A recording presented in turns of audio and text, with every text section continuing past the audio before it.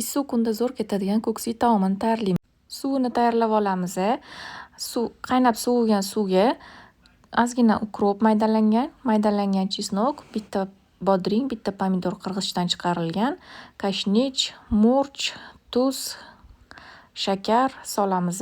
2 qoshiq soya sousi va 1 osh qoshiq 9% uksusdan foydalanamiz. Agar 70% bo'lsa, tomchilarda qo'shasizlar, ta'mini ko'rib qo'shsanglar bo'ladi.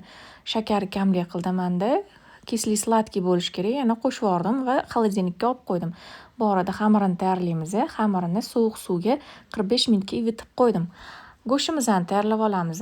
Go'shtimizni pare somoncha to'g'rab, bitta chesnok qo'shib, ozgina tuz, 1 choy qoshiq shakar qo'shib, xolodilnikka salati uchun karamni somoncha, bodringni pare mayda qilib to'g'rab, tuz sepib, chetga olib qo'yamiz. Bu yoqda 2 ta tuxumga tuz qo'shib, blinchik tayyorlab olamiz. 40 minut turgan go'shtimizni qovurishni boshlaymiz. Yaxshilab qovurib, suvi ketgandan keyin yarim piyola suv quyib dimlab qo'yamiz. Suvini tortgandan keyin go'shtimiz tayyor bo'ladi. Tuxumni o'rab, tayyor qilib kesib qo'yamiz. Karam bilan bodringni suvini to'kib tashlaymiz. Menda ko'rinmay qolibdi ziravorlar, opisaniyada yozib qoldiraman. Va hamma narsamiz tayyor bo'ldi. Xamirimizni ham 40 minut sovuq suvda turgandan keyin, albatta qaynab sovigan suvga qilinglar. Tayyorlab podacha qilamiz.